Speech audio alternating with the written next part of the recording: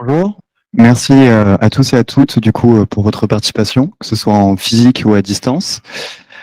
La table ronde du jour concernera la gestion des risques des studios qui notamment souhaitent s'auto-éditer. Ce format permet à l'ensemble des participants, comme vous avez pu le voir, donc d'interagir avec les intervenants. N'hésitez pas à poser vos questions.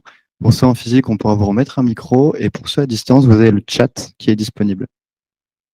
Nous pourrons également échanger autour du coup d'un verre pour ceux qui sont en physique et vous pourrez vous poser vos questions directement aux intervenants. Donc, commençons par la présentation de chaque intervenant. Oninov, qui est représenté par Guillaume Santiago, qui est juste à ma gauche, est le fondateur et le dirigeant de la société. La société est aussi représentée par moi-même, puisque j'occupe le poste de sales chez Oninov. Donc, qui sommes-nous? Nous sommes l'assurance des entreprises innovantes, et notamment des studios et éditeurs de jeux vidéo. Nous sommes d'ailleurs partenaires de Game Only depuis maintenant plus d'1 an. J'en profite pour remercier les équipes de Game Only, sans qui, du coup, la table ronde n'aurait pas eu lieu. Donc, mille merci à Théo et à Claire. Je vais en profiter pour présenter Gérald, juste à la gauche de Guillaume, qui est le cofondateur de Shift Avocat, qui est un cabinet spécialisé en droit des nouvelles technologies. Ils ont l'habitude d'accompagner les sociétés sur des problématiques de propriété intellectuelle ou encore de données personnelles. Gérald travaille d'ailleurs avec plusieurs studios de jeux vidéo, que ce soit dans la région ou dans la France entière. J'en profite aussi pour vous présenter donc Romuald Capran, ancien directeur d'Arcane Studio à Lyon. Pour ceux d'entre vous qui ne connaissent pas le studio, je vous invite à découvrir la saga Dishonored, qui est devenue une référence dans le monde du gaming. Après 22 années passées chez Arcane, Romuald est devenu consultant externe pour les studios de jeux vidéo et il est désormais producteur associé du studio The Dream Team, dont le premier jeu sortira en 2024, dont le nom est Darwin Paradox. Romuald, tu peux peut-être nous en toucher 2 mots? Merci pour la présentation. Oui, je peux parler du jeu. Déjà, je voulais vous remercier de m'avoir invité parce que depuis que j'ai quitté Arcane il y a 1 an, je prends beaucoup de plaisir à pouvoir échanger avec les studios, à pouvoir re-échanger avec les studios de toute taille. J'étais parti dans une grosse machine pendant longtemps, un gros studio AAA. Donc ça me fait toujours plaisir de pouvoir un peu échanger du retour d'expérience avec ces studios naissants notamment, parce que j'ai connu ça et je sais que c'est une aventure à la fois passionnante et parfois très stressante. The Dream Team, c'est effectivement le studio que j'accompagne maintenant. En ce moment, j'y passe beaucoup d'énergie. Le premier jeu, Darwin's Paradox, on peut pas trop communiquer dessus pour l'instant parce que on tease un peu. On a prévu de faire plutôt ça l'année prochaine. Mais si je devais juste faire un petit résumé, je dirais que c'est un jeu compliqué à résumer, mais c'est un jeu qu'on pourrait mettre dans la catégorie des puzzle platformers, pour ceux qui voient ce que ça veut dire, narratif aussi. Et on pourrait dire que c'est quelque part entre Inside, pour ceux qui connaissent, qui rencontrerait l'univers de Rayman. Donc voilà, je suis très excité par ce jeu, donc on va voir ce que ça donne. Voilà. Ok, on a tous hâte de le découvrir. J'en profite aussi pour remercier le H7 qui nous accueille pour cette table ronde. Donc, merci à Antonin et à Xavier pour cet accueil. Pour rappel, l'ordre du jour tient en 3 grandes parties, à savoir les enjeux contractuels et de responsabilité dans un business model de service. Un second chapitre qui traitera des enjeux entourant l'auto-édition. Et nous terminerons par une partie dédiée à l'international. Gérald, le premier sujet que nous traitons concerne les points de vigilance à avoir lorsque les studios de jeux contractualisent avec leurs partenaires. Qu'est-ce que tu peux nous dire là-dessus? Plein de choses. C'est bon, tout le monde m'entend? Ouais. Merci pour la présentation. Je vais peut-être te le piquer. Je vais l'embaucher. C'est un bon vendeur. Hors de question, on le garde. On va commencer effectivement par une liste de points que moi, en tant que praticien du droit, je check dans les contrats quand j'accompagne des studios dans la négociation avec les éditeurs.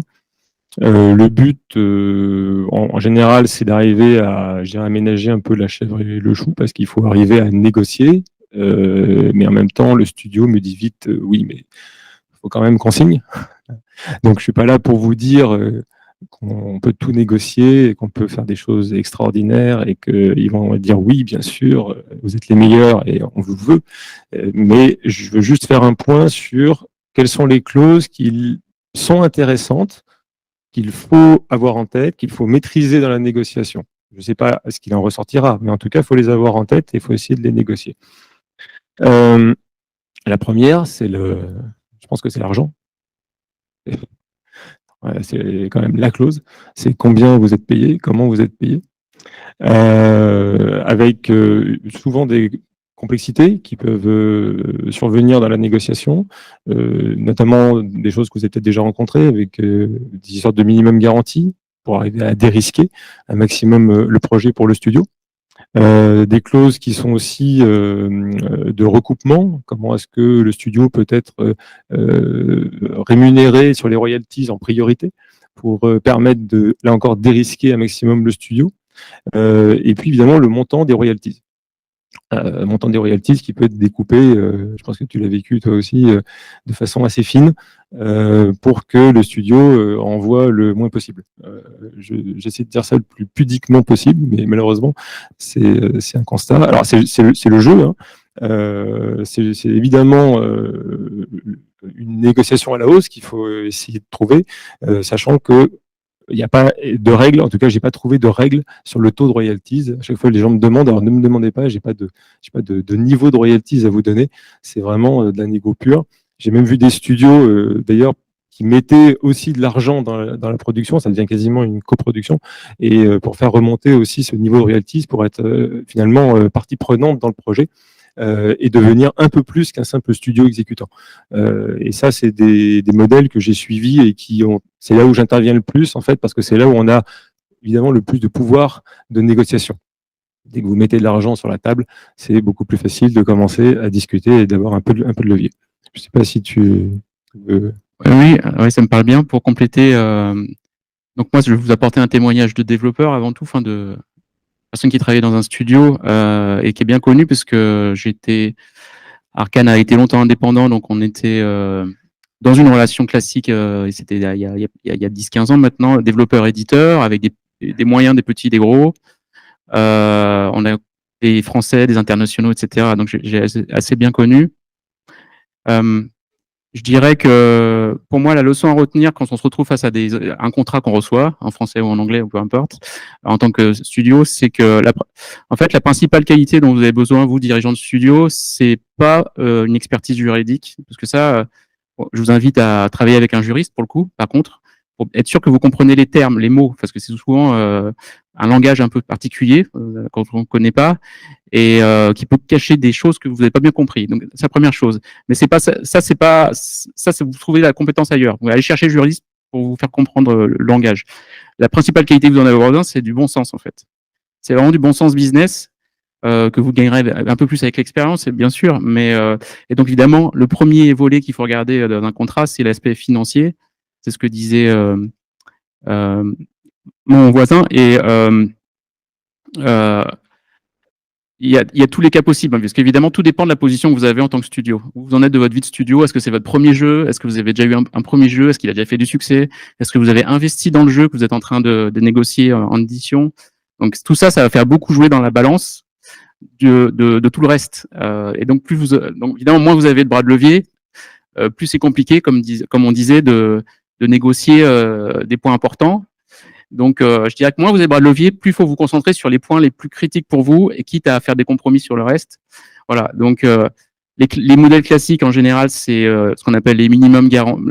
L'éditeur apporte une minimum garantie, c'est-à-dire qu'en gros, il vous paye pour le coût du développement, souvent avec des milestones, pendant que vous développez le jeu. Donc, il vous aide à apporter l'aspect financier de payer vos charges pour développer le jeu jusqu'à la sortie du jeu. Tout ou partie de votre coût de développement, ça dépend justement de où vous en êtes, vous, est-ce que vous avez des moyens de cofinancer à côté, etc. Et puis, souvent, c'est associé avec possibilité de toucher des royautés selon que le jeu vend plus ou moins bien.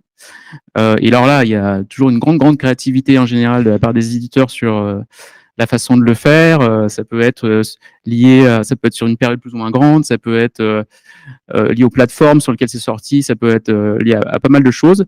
Ça peut être lié c'était noté tout à l'heure, un seuil qu'on appelle le point de recoupement. C'est tout bêtement à quel moment, selon l'éditeur, selon la formule qui est dans le contrat, le coût qu'il a avancé en minimum garantie pour payer le développement a été remboursé par les ventes. Et souvent, ça, c'est un seuil important parce qu'il dit, ah oui, à partir de ce moment-là, OK, on a remboursé, donc on peut commencer à verser des royautés. C'est un schéma assez classique. Voilà. Mais en fait, il y a plein de formules, plein de possibilités. Donc, c'est à vous de bien comprendre, faire vos calculs.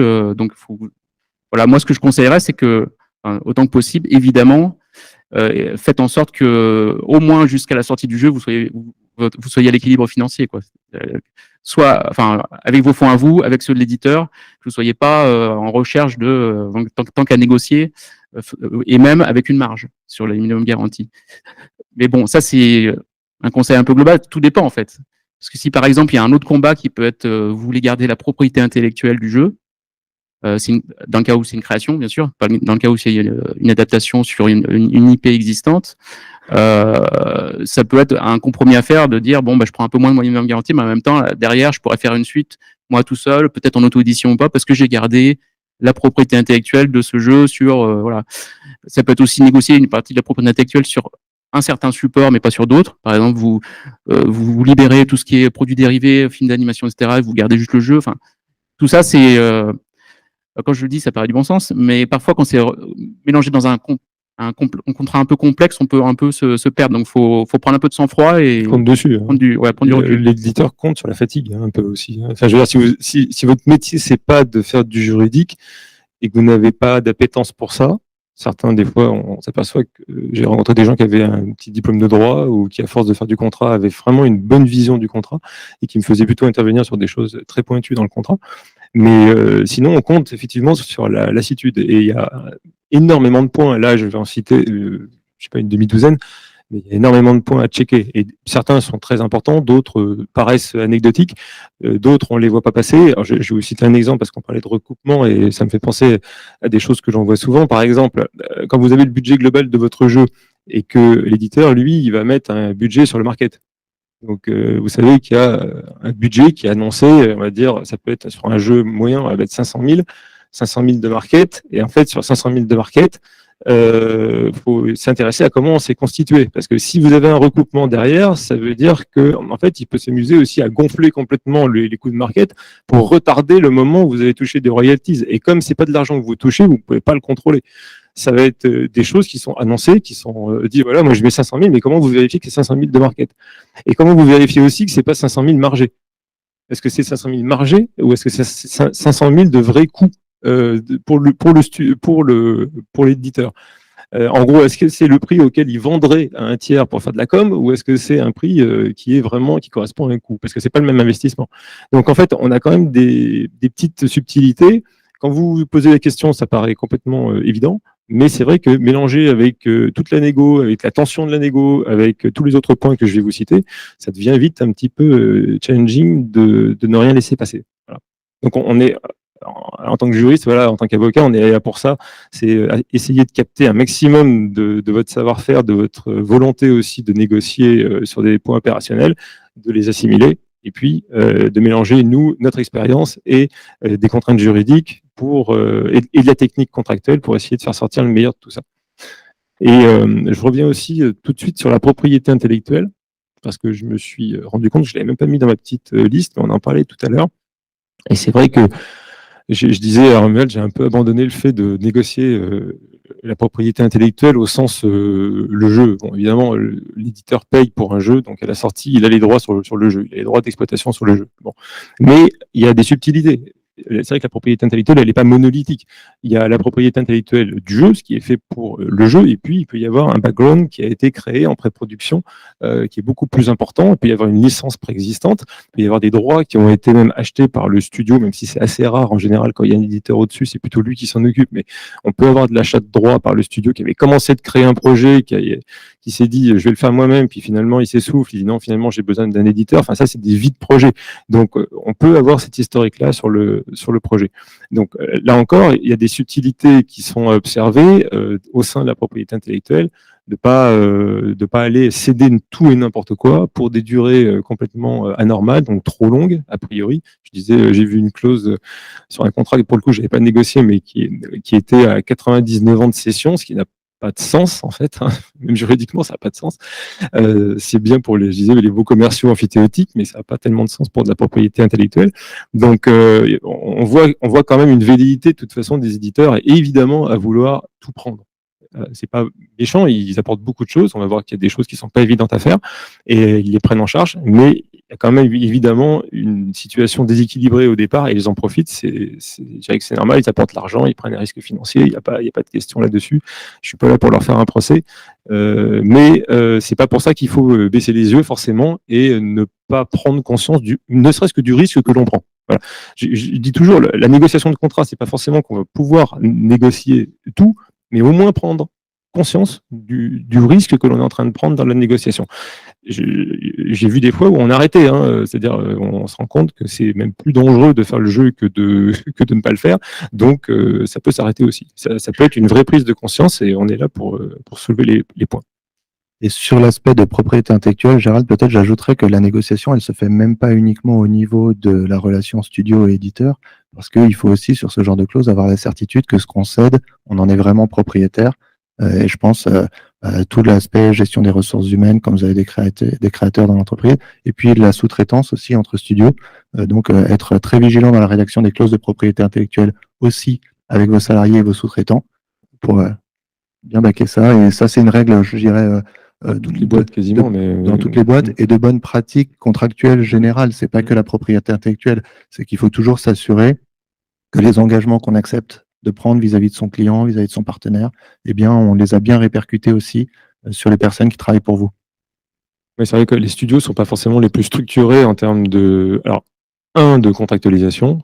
Parce que vous pouvez connaître un copain qui a commencé de travailler, vous pouvez connaître un gars avec lequel vous travaillez depuis longtemps mais qui est extérieur à la boîte, vous pouvez avoir des contrats, des modèles de contrats de travail qui sont réutilisés systématiquement, mais qui en fait sont pas bons, parce que vous n'avez pas forcément compris la petite distinction qu'il y a entre quelqu'un qui va vous faire un peu de back-office, pour reprendre des termes de développeur, sur du code qui est dans le jeu et où lui va être soumis à un certain statut, et puis quelqu'un qui est sur la créa, où là vous avez un autre statut, il va falloir beaucoup plus baquer les clauses de propriété intellectuelle dans le contrat.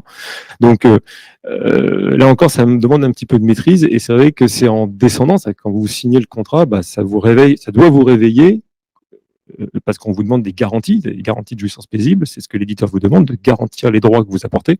Donc il faut vous poser la question de savoir si vous avez bien fait le boulot en amont et pas aller signer quelque chose que vous n'avez pas. Ne pas aller concéder plus de droits que vous n'en avez. Ça, c'est à peu près la base. Mais je pense que une fois qu'on l'a dit, c'est assez évident à comprendre, c'est plus difficile à mettre en pratique. Un point, alors je m'étais mis effectivement laisser un maximum de charge à l'éditeur. On est toujours dans le financier. En gros, c'est vrai qu'il faut le faire payer. Il y a des choses où il aura plus de poids que vous.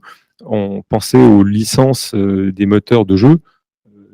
Il aura plus de chances d'avoir un bon prix négocié pour avoir du Unreal ou pour avoir du Unity et avoir un bon prix sur le truc. Donc le laisser prendre ça en charge, parce que je pense pas que vous ayez une grosse valeur ajoutée à prendre ça en charge et à le rajouter dans votre budget pour qu'il vous le repaye. Autant le laisser gérer. Ouais, surtout que les nouveaux moteurs, les moteurs depuis quelques années comme Unreal se rémunèrent moins en front fee, donc à l'avance, mais plutôt en royauté pris sur votre chiffre d'affaires, sauf si il y a moyen de négocier. Donc évidemment, les éditeurs qui travaillent avec plusieurs studios ont souvent une marge de négo plus importante que vous auprès d'Epic ou autres pour négocier des meilleures, des meilleures conditions pour vous aussi du coup. Ok. Alors on peut peut-être passer, merci à vous trois, sur la seconde partie, notamment en concernant l'auto-édition des... J'ai plein de clauses. Comment? J'ai plein de clauses. T'as plein de clauses à dérouler? Quelques points. Tu veux que je fasse vite? Corentin et Maître. Je te laisse encore un peu de temps. Tu me laisses 5 minutes. J'ai pas mis toutes ces belles clauses pour rien, quoi. On a pensé aussi à tout ce qui est... alors, faites attention à un truc tout bête que j'ai vu, c'est les frais de déplacement. Tout simplement. On demande souvent aux studios de participer au développement commercial, à l'animation commerciale. Et je vois effectivement des studios qui acceptent, alors je ne sais pas sous quelles contraintes physiques, mais que c'est eux qui vont prendre en charge le déplacement à l'autre bout du monde. Alors ça peut représenter des sommes pour un petit studio, ça peut être assez important. Donc Je pense que c'est un point qui peut se négocier quand même. Pour l'éditeur, c'est pas grand-chose. Et ça peut être quand même plus sympathique de négocier, de voyager et d'être logé aux frais de l'éditeur. Ça nous met quand même dans un certain confort. Ensuite, tout ce qui est test de qualité. Test de qualité, en fait, c'est un gros morceau. Moi, je l'ai découvert quand j'ai commencé mes premières négos. C'est vrai qu'il y a un gros boulot à faire après la prod et pareil. Et il faut, à mon avis, définir très correctement les tests qui vont être accomplis et qui va les prendre en charge. Donc, truc tout bête, mais pareil, le fait de le lister, ça permet aussi d'anticiper les différents tests qui vont être mis en place et ce qu'il faut anticiper. Conditions de livraison des milestones, ça c'est très factuel, il faut bien le rédiger. Faire attention à ce que les milestones, la façon dont elles sont livrées, le calendrier soit bien défini et pas aller accepter non plus n'importe quoi en termes de pénalité de retard. Ça, c'est souvent un point de friction, très très souvent, parce qu'évidemment, nous les développeurs, on est toujours en retard. Donc, c'est souvent un point de friction parce que l'éditeur peut en profiter pour retarder le paiement du milestone parce que vous n'avez pas livré ou il pense que vous n'avez pas livré ce qui était attendu. Donc, évitez effectivement les critères trop subjectifs. Même il y aura toujours une part de subjectif, évidemment, parce que vous livrez un produit artistique, quelque part, une création. Donc, il peut y avoir donc méfiez-vous beaucoup de ça parce que, il y a encore pas, en tout cas, à mon époque, quand j'étais indépendant avec Arcane, on était indépendant, on a vu des choses terribles dans les contrats, quoi, des choses insignables en fait. Même limite, il fallait rembourser l'éditeur du milestone. Donc, quand on était en retard, des pénalités de retard indues, etc. Donc, je pense qu'il faut juste des conditions normales. Il faut livrer un travail dans les temps, mais avec des clauses de possibilité de s'il y a retard, on resoumet le milestone avec une date qu'on convient, etc. Surtout éviter les clauses de un jour de retard égale X% de pénalité, etc. Parce que déjà, vous n'aurez pas toujours le contrôle. Peut-être que vous serez en retard, pas forcément uniquement à cause de vous, mais peut-être parce que vous n'avez pas eu la décision, l'information de l'éditeur. Enfin, donc c'est pas toujours aussi simple que ça le paraît. Donc très très vigilant sur les pénalités de retard sur les milestones.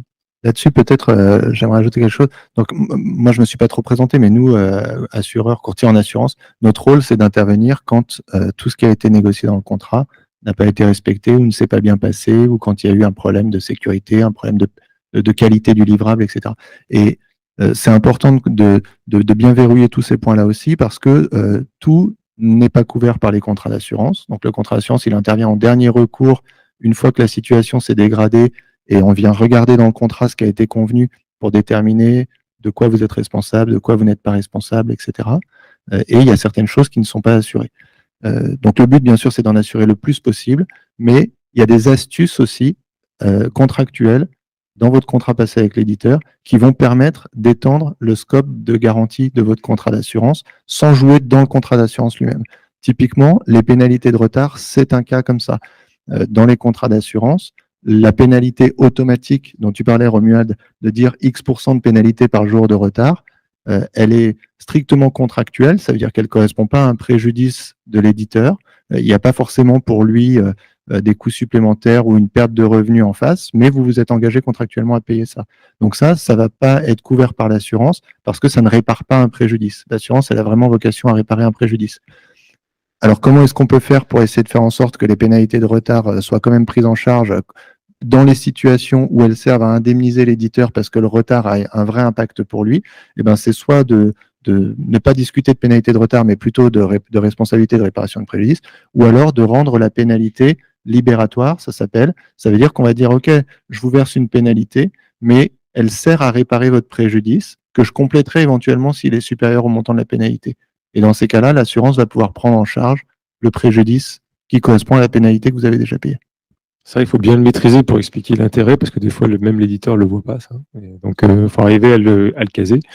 On peut essayer vous avez des tout petits trucs de rédaction, par exemple, le fait de lisser, on disait 1% un jour. Bon, c'était un peu exagéré, mais vous pouvez avoir des échelons en fait dans les pénalités et que ce soit en pente douce. Rien que ça, déjà, je trouve que ça vous permet de réagir. C'est-à-dire que vous savez que vous allez déjà vous prendre une pénalité, mais on a mis des échelons.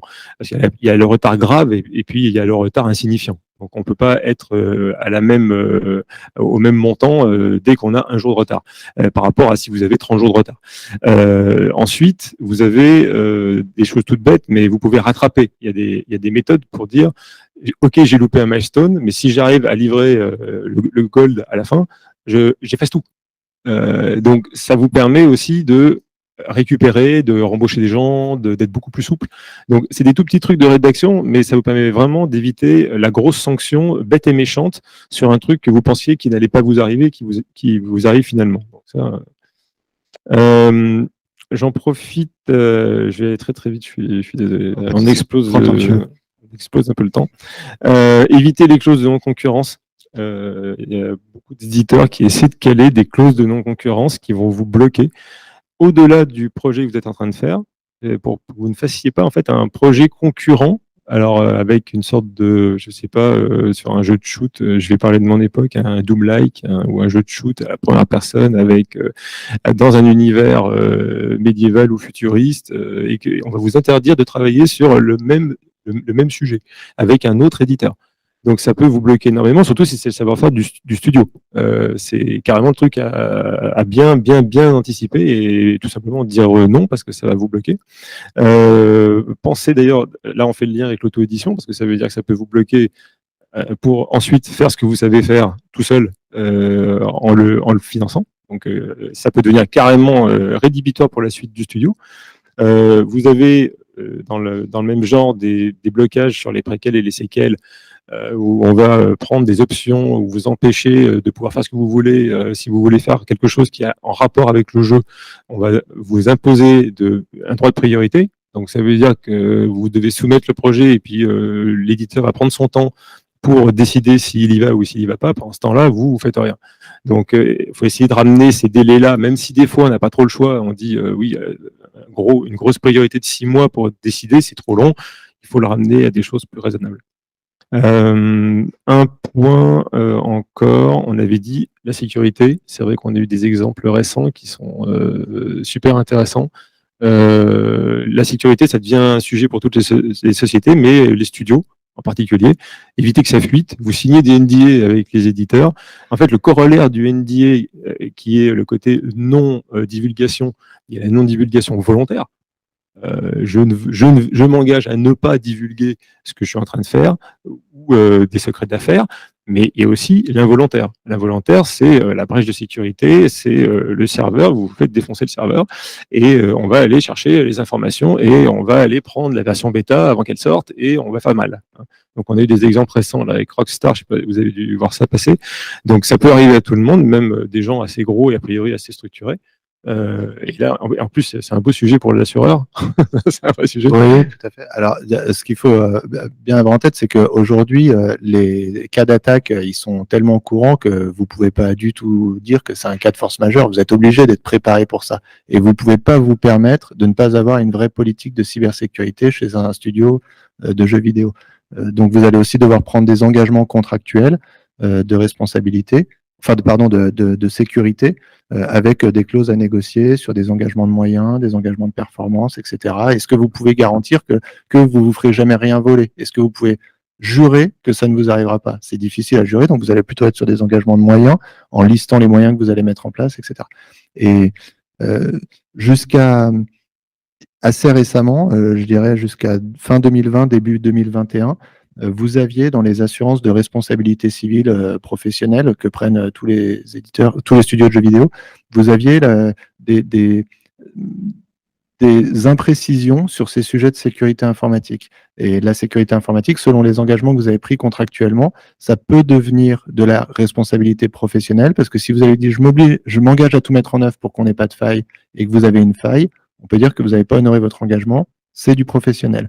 Sauf que avec le Covid, et avec l'augmentation du nombre des attaques qui sont arrivées concomitamment, les autorités de contrôle des compagnies d'assurance, donc en France c'est la CPR, elles ont imposé aux assureurs de repréciser le cadre des garanties, parce que vous avez entendu dire, il y a eu plein de procès, les restaurateurs contre les assureurs, est-ce qu'on couvre la perte d'exploitation ou pas, etc. Donc l'autorité de contrôle a dit, il faut que ce soit clair pour l'assuré dans son contrat de savoir si c'est assuré ou pas.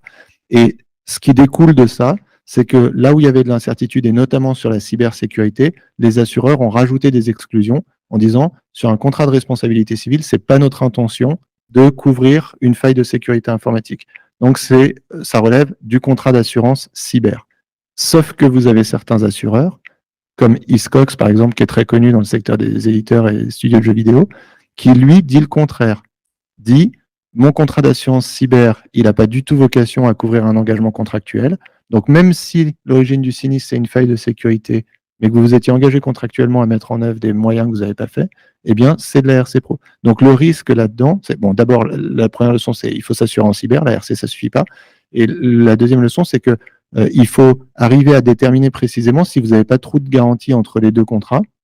Donc, une première bonne solution, c'est de mettre les deux assurances chez le même assureur, qui, a priori, aura prévu une complémentarité entre les deux. Donc, surtout éviter de l'avoir chez deux assureurs distincts. Et le mieux, c'est d'avoir un contrat combiné qui couvre tout ça, parce qu'en fait, c'est exactement comme dans le contrat de partenariat, le contrat commercial, c'est trop intimement lié dans un métier digital comme le vôtre, la prestation et la sécurité informatique. Ce qui me fait penser, puisqu'on parle des points chauds à vérifier sur les contrats éditeurs-développeurs, faut pas passer trop vite il y a souvent une clause sur le fait que vous ayez une assurance pour votre studio. On parle de RC, donc c'est tout le monde ça parle, mais je sais pas si ça parle à tout le monde, mais c'est responsabilité civile professionnelle en plus. Oui. Et faut pas du tout le négliger. Et moi, je vous invite à faire lire votre contrat par votre assureur, ou en tout cas les clauses qui le concernent, pour vous assurer que lui, il est OK, vous êtes couvert avec ces termes-là, quoi. Quitte à devoir renégocier derrière en disant les contrats américains sont typiquement très très exigeants en général, par exemple sur les assurances, mais pas que. Hein. Donc ça, c'est un petit conseil que je donnerais, c'est faut pas croire que parce que vous avez pris une assurance RC Pro, comme toute entreprise, de toute façon, c'est obligatoire, vous êtes couvert pour tout ce qui est demandé dans le contrat que vous signez avec un éditeur. Donc petit conseil qui peut vous éviter pas mal de soucis derrière. Et il y a toutes les gammes de contrats d'assurance qui existent. C'est comme les voitures. Vous pouvez acheter une voiture à une premier prix ou une voiture haut de gamme. C'est exactement pareil pour les contrats d'assurance. Sauf que la voiture, on le voit tout de suite quand on prend le volant, alors que le contrat d'assurance, on ne sait pas ce qu'il y a dedans. Donc, il faut vraiment être vigilant et bien regarder. Pensez bien à vos changements d'activité, parce que moi, je vois beaucoup de clients aussi qui passent sur d'autres activités qui étaient, alors, c'est pas que des studios, ça peut être des studios qui passent effectivement en auto-édition ou qui se mettent à faire des choses un peu plus ambitieuses, notamment sur du logiciel pour aider à la production, des choses comme ça. Pensez bien à repasser par votre courtier, votre assureur pour bien recouvrir la nouvelle activité. Si vous devenez, entre guillemets, éditeur, même si des fois, c'est pas éditeur de jeu. J'ai eu des studios qui devenaient éditeurs logiciels, en fait, à côté, qui avaient des modules qui revendaient à d'autres, etc. Donc ça peut être une vraie voie de sortie pour l'assureur qui voit qu'il n'a pas couvert l'activité et qui dit les gars, moi j'étais pas au courant, au revoir. Ouais, tout à fait, c'est très important. Et juste, pardon, je vais revenir sur mon allégorie, je vais changer. Je ne vais pas comparer par rapport à une voiture parce que je ne veux pas que vous croyiez qu'un bon contrat coûte très cher. C'est plutôt par rapport à une bouteille de vin qu'il faut comparer. Parce que la bouteille de vin, vous pouvez mettre un petit prix ou un prix très élevé. Avant d'avoir ouvert le bouchon, vous n'êtes jamais sûr qu'elle sera bonne. Et bien, le contrat d'assurance, c'est pareil. Ça ne coûte pas forcément plus cher d'avoir un bon contrat d'assurance, mais vous vous rendez compte de sa qualité que quand vous l'ouvrez que vous en avez besoin. Je la garde. Je viens de la trouver, mais je vais la réutiliser. Ouais, pas mal. On va arrêter de s'auto-congratuler. Du coup, on peut passer à la suite. Ouais, super. Je tente de reprendre la main, mais c'est très bien. On a débordé, on a parlé de pas mal de sujets qu'on allait voir juste après. Dans la deuxième partie, ce qui pourrait être intéressant, Guillaume, tu pourrais peut-être prendre la main là-dessus, c'est de parler de la conformité par rapport au RGPD. Alors, bon, sur les sujets de conformité, je pense que c'est plutôt Gérald qui pourra nous parler de tout ce que vous devez faire pour vous mettre en conformité. Ce qui est plutôt notre partie, c'est la faille de sécurité sur les données personnelles dont je pourrais parler juste après, mais peut-être je peux te laisser parler. Je vais faire la relation. Donc, l'idée, c'est de se dire, vous voyez les contraintes que vous avez dans le rapport de force avec l'éditeur. Maintenant, il y a beaucoup de studios qui voient aussi l'auto-publication, l'auto-édition comme un peu la panacée. C'est le Graal parce que c'est vrai que ça peut devenir assez bankable. Et puis, ça peut permettre de trouver un autre cycle de vie plutôt que de fonctionner toujours avec des rythmes de projets que vous maîtrisez pas parce que vous êtes tout le temps en train de chercher la signature de l'éditeur. Donc, ça peut permettre de trouver un équilibre intéressant. Mais vous avez énormément de contraintes nouvelles avec ce statut. Et donc, les contraintes nouvelles, moi, vu de mon œil d'avocat, c'est beaucoup de juridique à faire. Alors, ça me va très bien. Hein. J'adore aider les studios qui passent en auto-édition parce qu'il y a beaucoup de juridique à faire. Et un des points qui est fondamental, c'est que si vous mettez à vendre en direct, vous avez une relation directe avec le consommateur. Alors, je ne parle pas des plateformes, parce que si vous passez par les plateformes, vous remettez un peu les clés du camion, à savoir la clientèle, entre les mains de la plateforme, ce qui est peut-être pas une bonne solution, à mon avis, quand on veut trouver l'indépendance, mais elles ont leur puissance, elles ont une telle puissance qu'on n'a pas le choix. Mais quand vous voulez vraiment gérer une relation avec la clientèle, ne serait-ce que pour de la prospection, ne serait-ce que pour faire du teasing, récupérer auprès du public des adresses mail, envoyer des news, identifier des gens, avoir une base prospect, c'est du RGPD. C'est de la protection des données personnelles. Donc, c'est quelque chose qui va devenir un vrai challenge pour vous, une vraie préoccupation de tous les instants, alors qu'avant, c'était plutôt l'éditeur qui était censé gérer ça, parce que c'est lui qui gérait le market. Donc, voilà. Et aujourd'hui, c'est devenu très, très important, et c'est vrai que ça va avec la sécurité, puisque en même temps que si vous avez une brèche de données, en même temps que de prendre la bêta, du jeu, eh bien, ils vont prendre en plus le fichier client et puis ils vont montrer qu'ils ont eu des informations, qu'il y a eu des informations peut-être sur NDA qui ont été prises en même temps. Donc, il y a tout un ensemble de choses qui font que vous avez plus de responsabilité de toute façon vis-à-vis de la data en général quand vous êtes éditeur. Et alors, ça veut dire se mettre en conformité. Se mettre en conformité, c'est pas grand-chose. Quand on regarde ça de l'extérieur, ça veut dire mettre en place en général des politiques de vie privée pour informer les personnes correctement de leurs droits vis-à-vis de leurs données personnelles. Donc, c'est pas énorme. En fait, c'est un peu plus compliqué que ça quand on regarde à l'intérieur, puisqu'il y a tout un travail à faire au niveau du studio pour le mettre en conformité. Mais dans un premier temps, et croyez-moi qu'il y a un paquet de clients qui me demandent de faire à minima, vu de l'extérieur, que ça semble déjà propre. Ça veut dire une bonne politique de vie privée. Vous pouvez aller voir à quoi ça ressemble. Il y en a plein sur les plateformes de distribution comme Steam ou autres, parce qu'ils savent que c'est un enjeu pour eux. Donc, vous avez des choses qui sont extrêmement élaborées parfois. Donc, là, on peut pas trop en faire l'économie aujourd'hui. Ça fait partie de la maturité, en fait, quand vous devenez éditeur. Peut-être pour reparler de la problématique un peu plus globale de passer en auto-édition, moi, je pense que c'est important de repréciser que vous passez d'un métier de prestataire de service, le studio, où vous délivrez une prestation avec le cadre contractuel pour un client qui est l'éditeur qui vous commande le développement.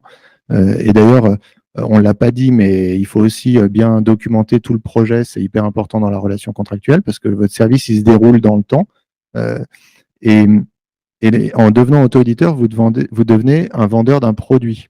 Donc, vous n'êtes plus du tout dans le même cadre contractuel. Ça veut dire qu'au lieu d'être responsable d'avoir développé quelque chose correctement, vous devenez responsable de vendre quelque chose qui fonctionne comme peut l'attendre votre client, qui fonctionne bien, dans lequel il est en sécurité, dans lequel il peut jouer sans que ses données fuitent, etc., etc. Donc, je pense que d'un point de vue contractuel, Gérald, vendre un service ou vendre un produit, même si c'est un produit immatériel, c'est plus du tout le même métier. De toute façon, vous devenez producteur, donc ça n'a rien à voir. Enfin, quand vous mettez c'est pour tous les métiers pareil, dès que c'est vous qui avez la responsabilité de mettre sur le marché, vous devenez le fabricant, vous devenez le producteur. Donc la responsabilité, elle est complètement différente. Mais au niveau contractuel, l'explosion, je dirais, de production juridique en tant qu'éditeur, elle vient en fait de tout l'environnement commercial que vous avez à gérer. Et vous avez à gérer du coup toutes les relations avec les distributeurs, toutes les ventes directes. Vous avez à gérer les plateformes, vous avez à gérer le market, puisqu'il y a quand même aussi des prestataires extérieurs qu'il va falloir payer. Vous pouvez avoir du référencement payant, donc il va falloir aller acheter ça aussi auprès de Google ou autres. Donc ça devient une vraie fonction, si vous voulez, dans l'entreprise. Alors je suis pas en train de vendre ma soupe, mais c'est pour vous dire que chez les éditeurs, eh bien, on trouve notamment d'anciens avocats, bien souvent chez les gros éditeurs, parce qu'ils deviennent directeurs juridiques à plein temps, parce que ça demande un peu de ressources. Donc évidemment, tout est calibré et tout est à calibrer en fonction de l'importance du projet et du jeu, hein.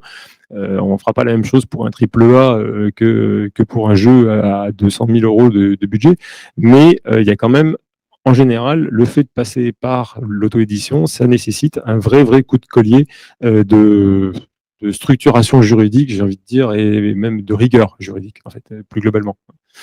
Dans les exemples, je m'étais mis tout simplement les termes of use quand vous vendez le jeu, ou je ne sais même pas si on peut appeler ça un term of use, d'ailleurs, quand on le...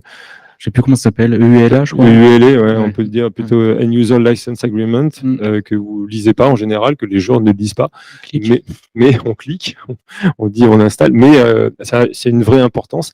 Donc ça, c'est le document de base, et ça va donc de pair avec le RGPD, avec la Privacy Policy qui va en général avec le jeu, et que vous faites accepter à votre client en même temps. J'ai cité à peu près tout, je crois, est-ce que j'en ai oublié? Non, les partenariats technologiques avec les autres studios. Vous pouvez, alors, je pense que ça, vous pouvez déjà en avoir même en tant que studio qui travaille avec un éditeur, mais c'est encore plus vrai quand vous passez en auto-édition. Si vous travaillez avec un autre studio et que pour vous donner un coup de main sur la partie technique, par exemple, ou sur une partie que vous maîtrisez mal, il va falloir vraiment travailler le contrat de partenariat technologique avec ce studio-là. Ne serait-ce que pour le partage des royalties s'il doit y en avoir, le partage des revenus, et puis aussi pour le niveau de maintenance. Si vous avez un studio qui vient vous aider sur une partie que vous ne maîtrisez pas, ça veut dire que vous êtes dépendant.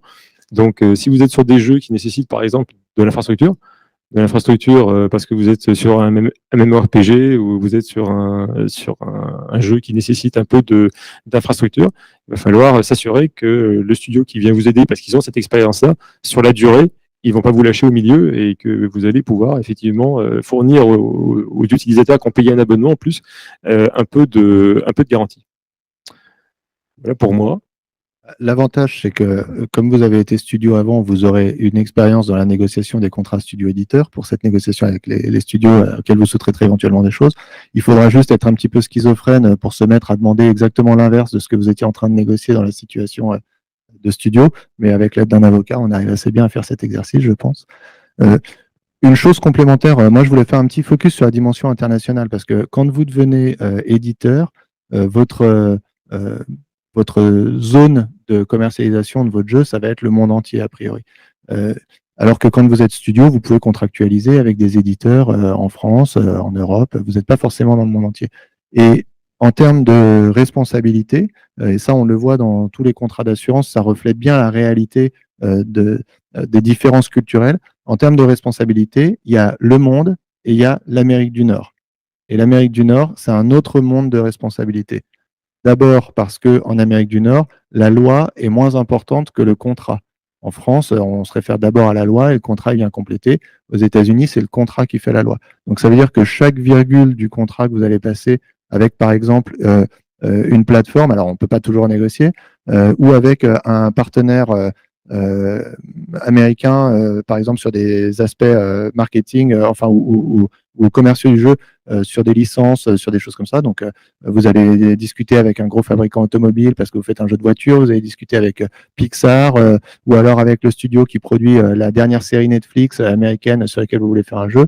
Bon, bah, vous allez quand même très souvent être face à des partenaires américains et dans ces contrats, qui sont beaucoup plus conséquents que des contrats en France, donc vous allez avoir beaucoup plus de pages. Vous allez aussi avoir un impératif d'avoir fini les négociations contractuelles et d'avoir signé le contrat avant de pouvoir commencer quoi que ce soit. Ça veut dire qu'on ne commence pas un accord aux États-Unis si le contrat n'est pas signé et on ne paye rien si le contrat n'est pas signé. Ou si vous avez commencé à bosser en vous disant c'est bon, c'est engagé, on n'est plus qu'en train de finaliser le contrat, entre guillemets, bah, vous ne vous ferez jamais payer tant que le contrat ne sera pas négocié. Et puis la dernière chose, c'est que vous allez vous trouver face à des demandes auxquelles vous n'êtes pas habitué et qui sont éventuellement pas du tout applicables à votre environnement d'éditeur français.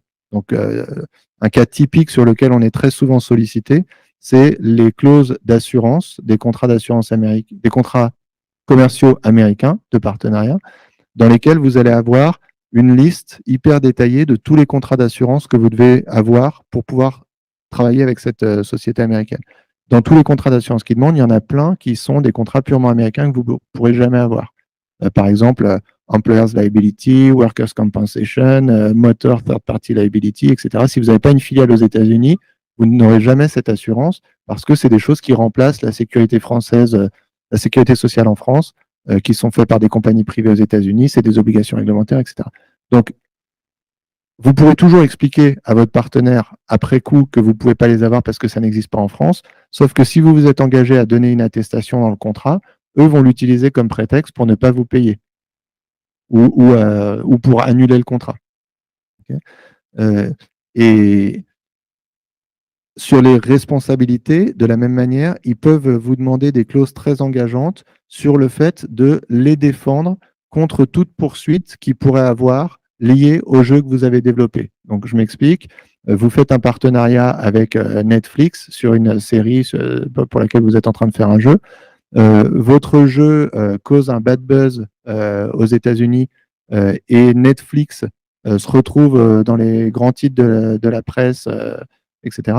Eh bien, ils vont vous demander, si ce cas arrive, non seulement de les indemniser, de payer leurs frais d'avocat, etc., mais ils vont même vous demander d'être assurés eux-mêmes sur votre contrat d'assurance. Ça veut dire qu'ils vont vous dire, si j'ai ce genre de problème, je ne m'adresse même pas à vous, je m'adresse directement à votre assureur pour qu'il m'indemnise.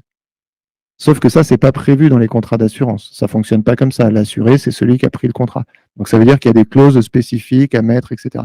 Et ils peuvent aller jusqu'à demander que l'assureur renonce à son droit de subrogation. C'est un peu technique, mais c'est-à-dire que normalement, l'assureur, il dirige le procès dans ces cas-là, à la place de l'entreprise. Et eux, ils vont dire, non, votre assureur, il ne dirige pas le procès, il me fait juste un chèque. C'est moi qui fais tout ce que je veux. Et votre assureur, il signe un chèque en blanc, en gros. Donc ça, 90% des assureurs, ils ne savent pas le faire ou ils ne veulent pas le faire. Notamment tous les assureurs d'Europe continentale, sans viser personne, mais AXA, Allianz, Generali, toutes les mutuelles, enfin tout ce qui sonne un peu bien français, les agences du coin et tout ça, ils font pas ça parce que les États-Unis, c'est vraiment pas leur terrain de chasse. Ils sont hyper bons dans toute la francophonie, dans le monde et tout, mais pas les États-Unis. Donc ça sera plutôt des assureurs américains et tous les assureurs américains ne le font pas. Donc là, vous avez un vrai travail de partenariat à mettre en place avec votre courtier pour lui dire, avant de signer un contrat avec un partenaire américain ou avant de mettre mon jeu sur une plateforme, je fais lire le contrat par mon courtier, je lui fais valider que ce que je m'apprête à accepter en assurance, en responsabilité, je pourrais l'honorer, ça veut dire que le marché français pourra me le donner, et ensuite, je fais ajuster mon contrat pour que les clauses d'assuré additionnel, de renonciation à la subrogation, etc., soient bien écrites dans le contrat d'assurance. En plus, pour être très pragmatique, la différence entre un courtier et un juriste, si je ne me trompe pas, c'est qu'on ne paye pas le courtier quand on lui pose une question, c'est ça? Oui, alors là, effectivement. Les studios peuvent se demander, tu vois. Tu as raison. Ouais. T'as raison. Nous, c'est important de le préciser. Notre métier, c'est de conseiller des entreprises et de leur vendre des contrats d'assurance. Donc d'abord, on est indépendant de toutes les compagnies d'assurance avec lesquelles on travaille. On travaille avec plus d'une quarantaine de compagnies différentes. Notre client, c'est le studio, c'est l'éditeur. Et notre rémunération, elle est par contre inclue dans la prime d'assurance. C'est une commission, c'est des standards de marché. Donc ça veut dire que une fois qu'on a le contrat ensemble, nous, on vous accompagne, on vous conseille, que ce soit pour une négo contractuelle, que ce soit pour la gestion d'un sinistre, etc. Même si ça nous coûte beaucoup plus cher que ce qu'on a gagné dans la commission, eh bien, on s'est engagé à vous accompagner sur ces sujets-là. Okay. Donc, oui, tu as raison. On peut avoir cette crainte de se dire, mais je ne vais pas solliciter mon courtier parce qu'il va m'envoyer une facture. Non, en fait, sollicitez-nous, il n'y aura pas de facture en face. La seule facture qui pourrait y avoir éventuellement, c'est si ça fait augmenter votre prime d'assurance parce que le risque augmente. Mais nous, on ne vous demandera pas de nous payer pour avoir relu le contrat et vous avoir conseillé là-dessus. Ok. Je vais revenir sur le point de l'auto. Il y avait le mot auto-édition qui était prononcé. Et c'est super, je trouve, que les studios, depuis pas mal de temps finalement maintenant, par rapport au début des années 2000, depuis 2010 même, ont beaucoup plus de possibilités d'être indépendants des éditeurs, la première partie de la conférence. Après, moi j'ai l'impression qu'ils cherchent surtout à être auto-éditer plutôt qu'auto-distribuer. C'est quand même un peu plus compliqué de s'auto-distribuer aujourd'hui, il me semble, pour une petite structure. Et il y en a qui y arrivent quand même. Mais déjà passer l'étape de je m'auto-finance mon jeu, je gère moi-même le marketing, la communication, en tout cas une bonne partie. Déjà l'étape du dessus est, on est au-delà, parce qu'on parle d'enjeux business et Lego. Évidemment, passer en auto-édition, bah, ça a été dit, il y a attention, il y a des contraintes légales, il va falloir gérer directement le consommateur, enfin le joueur final avec toutes ces histoires de RGP. Enfin, il y a tout plein de contraintes qui arrivent, de relations contractuelles avec le joueur, mais il y a aussi des enjeux business, quoi. C'est-à-dire que l'éditeur, on a pas mal cassé du sucre tout à l'heure sur la première partie, mais si on va le chercher, c'est aussi qu'il a un métier, quoi. C'est un métier d'être éditeur. Donc, je dis pas qu'il faut pas le faire de partir en auto-édition. Je dis, posez-vous les bonnes questions avant quand vous hésitez, parce que ça veut dire inclure des compétences dans votre équipe que vous n'avez peut-être pas avant, savoir faire la promotion, faire du marketing, avoir les bons contacts, le réseau, savoir. Donc c'est un métier qui n'est pas le même que de créer le jeu lui-même ou de répondre à un journaliste de temps en temps pour faire parler du jeu. C'est l'étape du dessus quand même en général. Parfois on a tendance à sous-estimer, ou par exemple faire certifier le jeu auprès de Microsoft et Sony tout seul comme un grand, c'est pas tout à fait la même histoire que se faire accompagner par un éditeur. Donc c'est des choses quand même à pas sous-estimer. Moi j'avais peut-être une question pour Gérald, si je sais pas si tu as l'expérience dessus, mais on parle donc du coup là pour le coup des plateformes de distribution dématérialisées, évidemment, c'est super de passer par des Steam, que dis-je, Epic Store ou Apple Store, etc. Est-ce que tu as des points de vigilance sur les contrats? Parce que j'imagine que quand on est une petite structure, en fait, finalement, on a peu de leviers. Je veux dire, Steam, ils ont des centaines, des milliers de jeux qui se présentent à eux, donc on est plutôt même content parfois quand on est petit d'être accepté. Mais est-ce qu'il y a quand même des points de vigilance qu'on peut regarder? Pas forcément pour refuser la condition, mais pour prendre les précautions qu'on est couvert de notre côté, qu'on a signé quelque chose. Je vais être tout à fait honnête, je les regarde très peu, parce qu'effectivement, je suis jamais interrogé dessus, puisque comme il n'y a pas de négo et que on les voit qu'à travers la négociation des différentes plateformes de distribution. Donc moi, je les vois qu'à travers ce prisme-là. Et on a déjà pas mal de boulot sur la négo du contrat. Donc si en plus, tu vois, il faut qu'on se projette dans les dizaines de pages. Et en fait, on me le demande jamais, mais c'est faute de budget. Un jour, quand j'aurai le temps, quand je serai vieux, je pense que oui, je prendrai le temps de faire une étude comparative des différentes conditions de distribution. Mais alors là, aujourd'hui, si ce n'est que le seul truc que les studios regardent, c'est évidemment combien on va leur prendre. C'est à peu près tout. Et comment ils vont se faire virer de la plateforme. Ça, ça arrive. Donc, c'est ce qui les inquiète. Et ça change finalement assez souvent. J'ai l'impression, il y a des cas qui font un peu de mouvement dans la communauté où on voit sur les forums des choses, des petits changements qui ne sont pas passés tout à fait inaperçus des fois dans les conditions de distribution. Donc, à part ça, c'est pas mon truc, tu vois. En tout cas, ce que je vois côté business, c'est que Steam a longtemps été un peu, on va dire, le Walmart de la distribution de jeux vidéo, et tant mieux pour eux. Et un beau succès, c'était une belle plateforme. Ça devenait un peu monopolitique, on va dire. Et je trouve que c'est plus simple personnellement que depuis que d'autres plateformes concurrentes sont arrivées avec Epic Store, avec Game Pass quelque part de Microsoft. Et on a senti tout de suite que, je sais pas si vous vous souvenez à l'époque, mais Steam a commencé à baisser le pourcentage qu'il prenait. Et les studios en sont pas toujours conscients, mais si vous commencez en tant que studio à avoir un premier jeu, une réputation ou une capacité à montrer que vous avez un peu de poids, vous pouvez commencer à négocier. C'est pas parce que Steam vous envoie des conditions par standard, vous pouvez pas commencer à demander qu'ils vous prennent moins, par exemple, parce que ça a un peu changé, quoi. Et maintenant, ils sont un peu obligés de. Alors, ils sont encore leaders, mais je parle des distributions sur PC, mais le marché commence à bouger pour eux, donc c'est un peu plus ouvert qu'avant. Donc, c'est toujours bon à savoir. On n'a presque tenu le délai, non ? Alors, sur quoi on pourrait revenir? Parce que vous avez abordé pas mal de choses, notamment quand un studio se développe à l'international et sur le marché américain.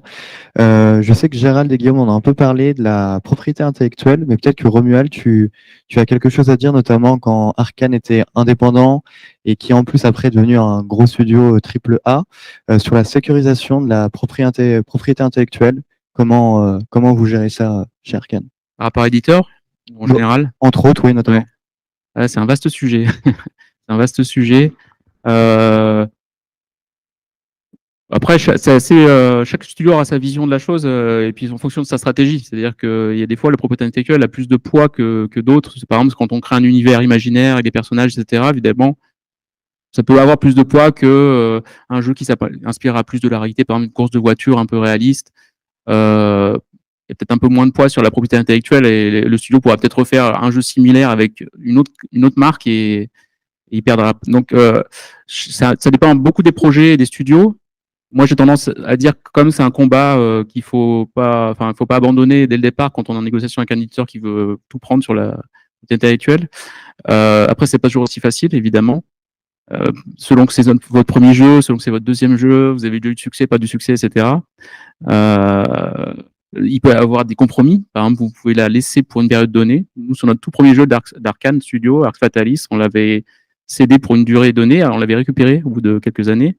Et ben voilà, et 10 ans après la sortie du jeu, on continuait à avoir un peu de royauté sur le jeu. Donc c'était. Et puis surtout, on pouvait commencer à imaginer des suites, etc. Finalement, ça n'a jamais donné lieu, peut-être un jour, mais c'est une richesse. Vous avez créé quelque chose, donc faut pas le laisser partir comme ça, ou en tout cas pas sans compensation. Pour moi, c'est important. Et puis il y a l'autre levier, on disait tout à l'heure, attention légalement, protégez-vous, assurez-vous que vous avez la propriété intellectuelle de ce que vous avez créé, c'est-à-dire est-ce que vous avez les bonnes clauses dans vos contrats de travail avec vos salariés pour la cession des droits, avec vos sous-traitants, etc. Faut être évidemment hyper vigilant. Surtout si on a des gens extérieurs, comme ça a été le cas quand j'étais intervenu, qui ont un gros apport sur du level design, sur du gameplay, ou un directeur artistique extérieur qui vient donner son coup de main, où là on a vraiment une très très grosse influence sur le jeu. Et lui, c'est vrai que si vous maîtrisez mal cette propriété intellectuelle, il peut vraiment venir revendiquer quelque chose puisqu'il a beaucoup apporté, il a marqué la production. Là où je dirais quelqu'un qui modélise un bout de personnage dans un coin qui n'est pas le personnage principal, qui vient en renfort, etc., on aura peut-être moins de risques à avoir mal sécurisé. Donc il y a aussi à prioriser certains profils par rapport à d'autres qui vont avoir un impact plus fort sur la production. Je mettrai un point de vigilance aussi sur une frontière qui est devenue un peu plus floue sur les projets personnels dans vos équipes. Un peu plus flou parce que le travail chez soi est devenu plus répandu. Covid, à cause du Covid, etc. Et même depuis plusieurs années. Donc du coup, on voit souvent dans les studios, et moi personnellement je trouve ça super, que les gens ils ont des projets personnels de jeux vidéo à côté de leur projet pro, enfin du studio pour lequel ils travaillent. Ça peut créer des risques. Donc il faut bien clarifier la relation avec vos collaborateurs, que ce soit transparent, que ce soit même formalisé, moi je dirais. C'est-à-dire en gros inviter les gens de l'équipe à, s'ils ont un projet perso à côté de jeux vidéo, à vous le signaler, que vous donniez votre accord ou pas, que ce soit formalisé pour éviter des situations floues qui peuvent générer des risques. C'est-à-dire classiquement, un jour il s'en va, il ou elle s'en va de l'équipe, et il va monter un jeu qui ressemble étonnamment à celui qui était celui qui faisait pour votre studio, mais en fait non, c'était un projet à quoi. Enfin, vous voyez, c'est toujours un petit peu tendancieux. Si on peut citer un exemple un peu qui a fait du bruit, c'était par exemple John Carmack, qui est quand même programmeur de id, celui qui a inventé Doom, qui est quelqu'un extrêmement brillant, et qui finalement, le procès était public, donc c'est pas un grand secret, mais il a commencé à développer des technologies de réalité virtuelle alors qu'il était encore chez son employeur, chez id Studio. C'était sur son temps personnel, mais c'était sur son poste de travail.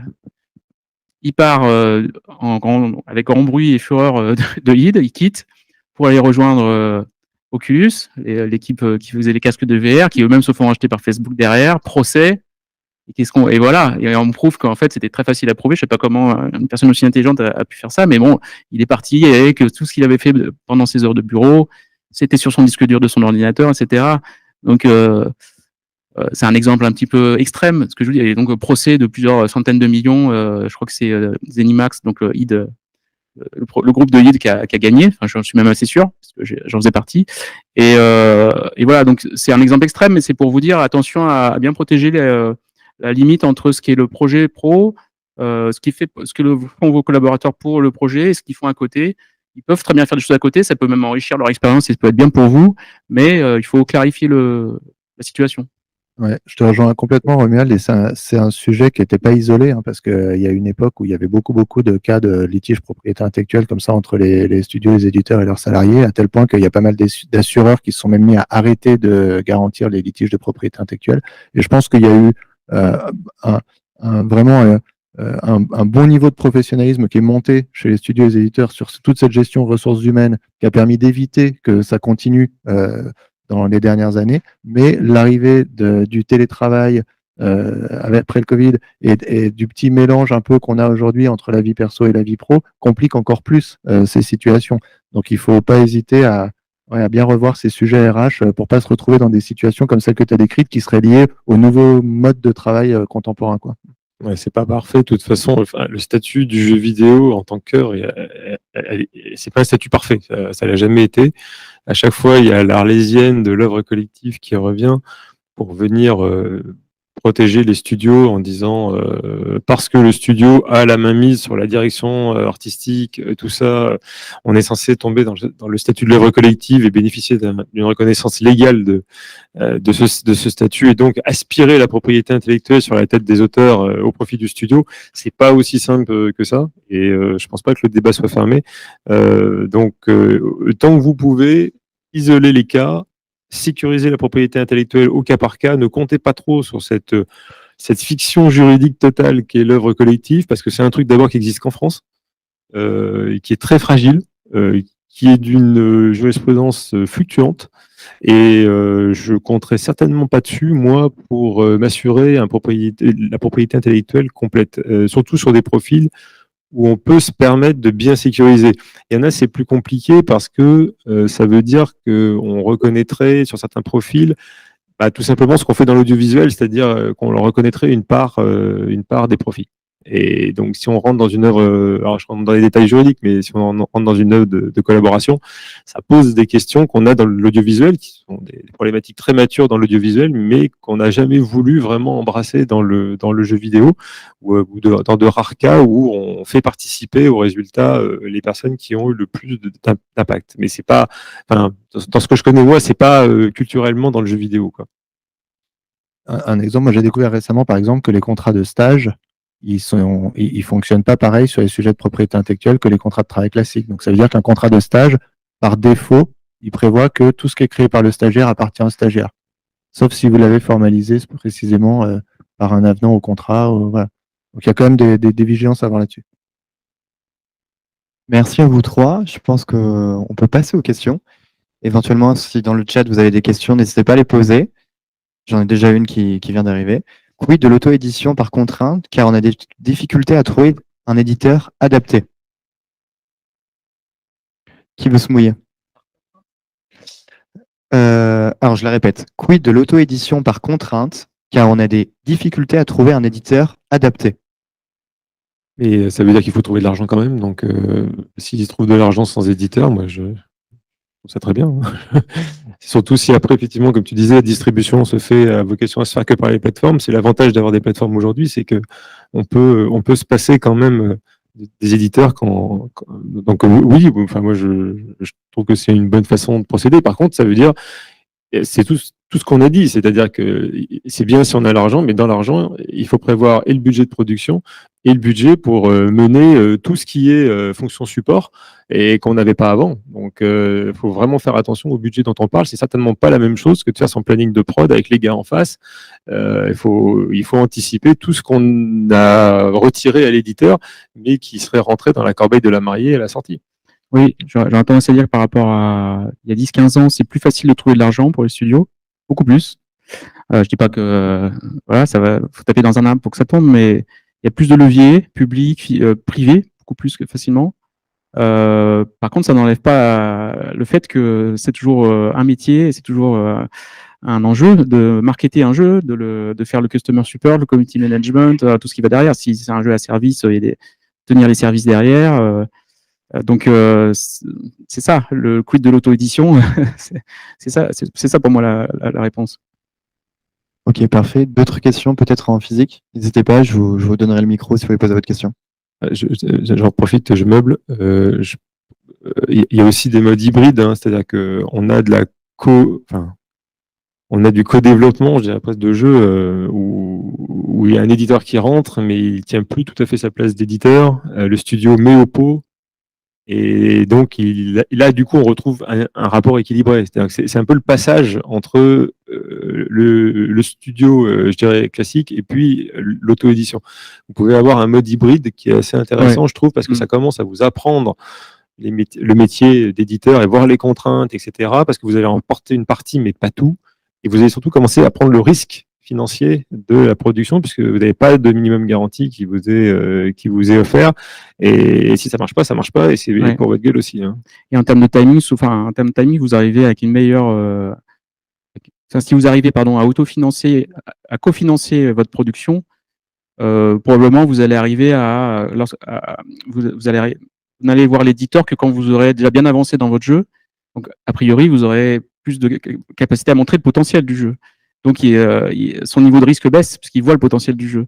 Donc, vous pouvez négocier plus de. Donc, c'est un très bon compromis en fait, finalement, parce que chacun, à mon sens, c'est un peu gagnant-gagnant. C'est-à-dire que vous gagnez plus. Enfin, vous confortez vos revenus. Vous allez être plus fort dans la négociation, mais en même temps, vous lui laissez son cœur de métier qui est distribuer, communiquer, le faire vendre, le jeu, finalement, le faire connaître. Donc, de toute façon, je crois que c'est ce vers quoi vont beaucoup de studios en ce moment. Je vois qu'il n'y a plus d'autres questions dans le chat et ici même, il n'y en a pas. Cela dit, vous pourrez les poser après autour d'un verre. Donc, ce que je propose peut-être, c'est de mettre un terme à cette table ronde. Et merci beaucoup à vous, messieurs. Bonjour, merci. C'était par rapport à l'IP des musiques dans les jeux auto-édités. Savoir quand on travaille avec des musiciens externes, à qui revient, en fait, c'est hyper complexe, j'ai l'impression, ce domaine-là, je pense que tu connais mieux que moi, Ludo. En fait, nous, on cherche à savoir qui appartient, les musiques sont composées, en fait. Est-ce que vous avez des... C'est toujours le problème justement de l'œuvre originale, c'est un peu ce que je disais tout à l'heure, c'est-à-dire que c'est une œuvre qui est indépendante. Et donc, théoriquement, c'est une œuvre qui, même si elle est fondue dans l'œuvre initiale, devrait donner lieu à des royalties pour l'exploitation. Donc, c'est très compliqué. Et la plupart des studios qui essaient de résoudre le problème, en fait, ils font passer ça en sound design notamment. Ils essaient en fait de nier quasiment la qualité d'auteur en disant que ça fait partie de la sonorisation du jeu. Donc, sauf si le jeu est vraiment orienté autour de la musique, où là, on va avoir un vrai souci. Enfin, je veux dire, si je me souviens de Nomad Soul quand Bowie faisait la bande son, si c'est un gars comme ça qui fait rien que la notoriété vous empêche de le traiter, je dirais comme n'importe qui. Donc, vous allez être obligé de prendre en considération que c'est une œuvre qui est vendue, en fait, qui va faire vendre le jeu. C'est là le problème. Ça devient non plus un accessoire du jeu, mais quelque chose qui le fait vendre aussi à titre principal. Et ça veut dire qu'il va falloir l'intéresser sur les ventes, l'auteur. Ouais. De mon expérience, c'est quand même. Il y a moyen de faire pas trop compliqué pour l'achat de la musique. Il y a plein d'outils en fait. Donc, déjà, vous avez ça dépend à qui vous achetez la musique. Alors déjà, vous pouvez acheter de la musique libre de droit. Donc, comme son nom l'indique, vous l'utilisez pour des exploitations commerciales. Donc, à vous de vérifier quand même que c'est le cas. Après, si vous faites créer une musique pour votre jeu, pour moi, le point de vigilance pour un studio français, c'est attention que ce soit pas un compositeur qui dépend de la SACEM. Parce que c'est là que ça devient compliqué. Vous pouvez accepter de le faire, mais ça veut dire que derrière, si à chaque fois que le jeu sera joué, et donc la musique sera jouée, vous devrez des droits SACEM à l'auteur, etc. Donc ça devient assez ingérable. Donc très très peu de productions le font, de studios français le font, et d'éditeurs. Souvent ils demandent, soit ils travaillent avec un compositeur qui n'est pas basé en France, soit un compositeur qui n'est pas basé en France, ou alors un compositeur qui a trouvé une autre structure juridique que la SACEM, qui contourne un peu l'effet SACEM. Et puis voilà, et après il y a un contrat. Il faut mettre un contrat de prestation en place ou une cession des droits, comme si c'était du graphisme. Hein. Donc, à mon sens, ça passe souvent. En tout cas, j'ai pas vu de gros. Tu as raison sur le côté expatrié, hein, je dirais quasiment la relation contractuelle pour contourner le droit français qui est très chiant. Vraiment. Parce qu'on a cette notion de proportionnalité de la rémunération de l'auteur dans certains cas, sauf à tomber dans des exceptions. Et là, typiquement, le cas que vous prenez, c'est pas une exception, sauf parce que vraiment on arrive à mettre le côté musique sous le tapis par rapport à l'œuvre principale et qu'on n'arrive plus à justifier finalement que ça fait vendre le produit. Donc je prenais volontairement une caricature absolue en disant vous prenez le gros compositeur, le gros chanteur qui fait que il fait vendre le jeu, il va pouvoir le démontrer en cas de contentieux.